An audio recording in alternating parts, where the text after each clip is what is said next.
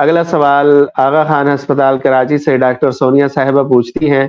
یہ جو mutual funds ہوتے ہیں بینک میں، ان میں میزان کے علاوہ بھی شریعہ کمپلائنٹ ہوتے ہیں، ان کا کیا حکم ہے؟ ویسے دیکھیں تو یہ سمپل سود ہی لگتا ہے،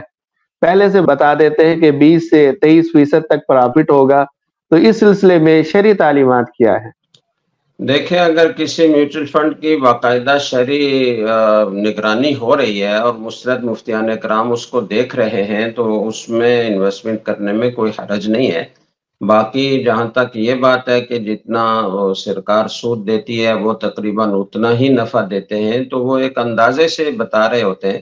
آپ ان کے ڈاکومنٹس پڑھیں گے تو وہ ڈاکومنٹس میں یہ تصریح موجود ہوتی ہے کہ اس میں اس طرح کے نقصانات کا بھی احتمال ہے، اور اگر کوئی نقصان ہو گیا تو ہم اس کے ذمہ دار نہیں ہوں گے۔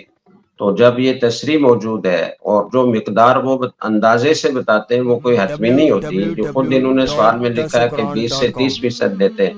تو اس کا مطلب یہ ہوا کہ بالکل متعین رقم نہیں ہوتی، بلکہ نفع جتنا آنے کی امید ہوتی ہے تو اس کے اندر 20 سے 30% کے اندر وہ دیتے ہیں۔ تو ایک اندازہ بتا رہے ہوتے ہیں اس لوگوں کو رغبت لانے کے لیے کہ جتنا سود آپ حاصل کرتے ہیں سرکاری کھاتے میں ڈال کر یا عام کنونشنل بینکوں میں ڈال کر، تو وہ تو حرام ہوتا ہے، تو آپ اتنا ہی یا اس سے تھوڑا بہت آگے پیچھے نفع اس میوچل فنڈ میں انویسٹمنٹ کر کے حاصل کر سکتے ہیں، جو جائز ہوگا آپ کے لیے۔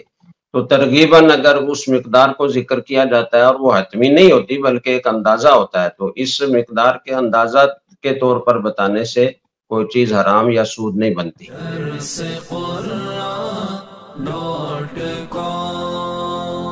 www.darsequran.com